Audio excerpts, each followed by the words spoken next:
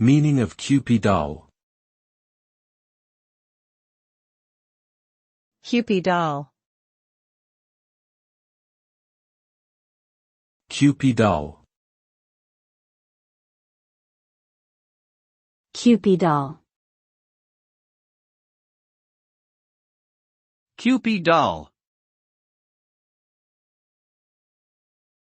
Kewpie doll is a term of endearment used to describe a person, often a girl or woman, who is considered cute or charming in an innocent or childlike way.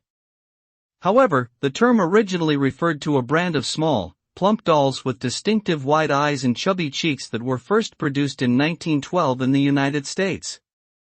The Kewpie doll was created by cartoonist Rose O'Neal and was based on her illustrations of cherubic-looking infants.